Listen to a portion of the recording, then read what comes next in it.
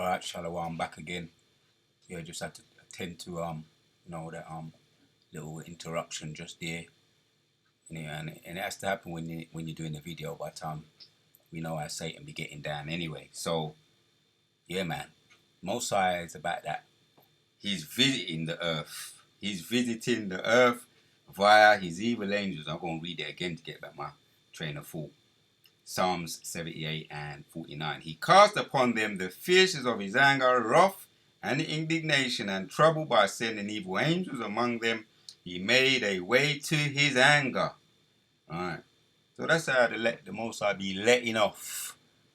Alright? Everybody has their limits, and the Most High from time to time he be letting off. And the ultimate judgment is when the intercontinental ballistic missiles gonna be let off upon Babylon, and it's going to devour the whole world. I'm saying, let me just go back to the scripture and read it. Yeah. Let me just go back to the scripture. That's a sign that you need to read the scripture again when you're getting tongue tied. Malachi 4 and 1. For behold, the day cometh that shall burn as an oven, and all the proud, yes. Yea, all they that do wickedly shall be stubble, and the day that cometh shall burn them up, saith the Lord. Right? The herald of Yahushua is coming to burn up this place and leave nothing left but smoke and sulfuring, simmering fire. Right? What happened to Sodom and Gomorrah and the other three neighboring cities, Zoar, Admah, and Zeboim. So the 5 cities were destroyed by fire, and I believe it was Lot. At the time he fled to Zoar, and Lot, or Lawat, name when you get into his name in the Hebrew, means covering, and he resided there for a little while. But even there got hot, literally got hot. He fled there, and then he ended up fleeing to the mountains to escape. Because the Most High wasn't missing he wasn't missing a beat, he wasn't missing a stone. Everything had to be devoured. Right? Case in point, Malachi 4 and 1 again. For behold, the day cometh that shall burn as an oven, and all the proud, yea, all they that do wickedly shall be stubble, and the day that cometh shall burn them up, saith the Lord of hosts, that it shall leave them neither root nor branch. Right, left neither root nor branch to all of those cities. Right, and there was left as a memorial, as an example for us to look upon and say, boy, that's the king of terrors right there. Right, so let me go back to, as a matter of fact, now let me hit, to back up the point, Wisdom of Solomon. Right, and there's a lot in Wisdom of Solomon 17. The key point here is 15. Were partly vexed, right? Talking about what happened the time of the judgments, the 10 plagues. One of them was what? They were partly vexed with monstrous apparitions, and partly fainted their heart. It was just too real, man. It was just too real. That was the Most High sending their delusion upon them. If it was a phobia you had, any kind of phobia you had, could be a phobia of spider, the most I could just send a giant spider, right? So the angels have the ability to do that as well, shapeshift to become your biggest fear. So boy, man, that's the terror of the Lord. I'm gonna have to entitle this video something to that effect. The terror of the Lord, the King of terrors, is on his way. Something to that effect. Their heart failing them for a sudden fear, and not looked for game upon them. Right? It was terrifying, right, to say the least. As a matter of fact, how do I say that? Let's hit the precept. Job 18.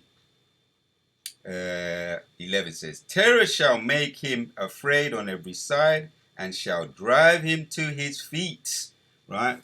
With the, I think it was July 4th, with the celebration of the 250 years of Americas, right, which signifies, yeah, we're coming winding down. Babylon is definitely coming, circling the drain. An average kingdom is 250 years, and that was a celebration. And we saw that parachute or paraglider come down. The scriptures that come to mind is Revelation 18 and Isaiah 47. Babylon and the flag, the paraglider, which was all red, white, and blue, literally came down. Did he survive? He maybe survived. That was of the Lord that he survived to sell, only to tell the story. Did he have some broken bones? But he definitely had a story to tell, and those that saw it had a story to tell.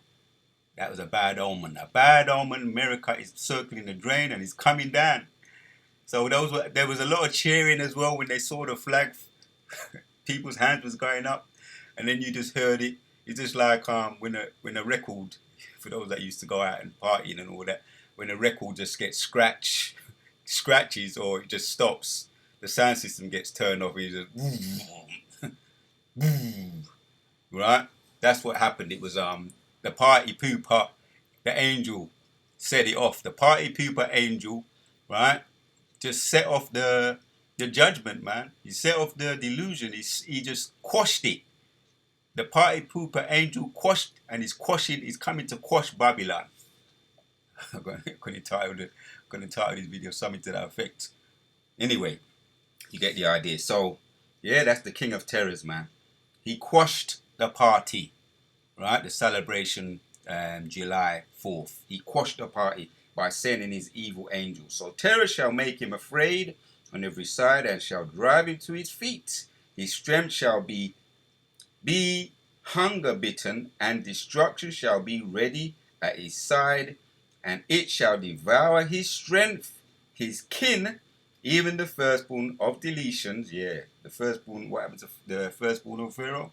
The Most High dealt it a blow. That was the final blow, a death blow to his firstborn.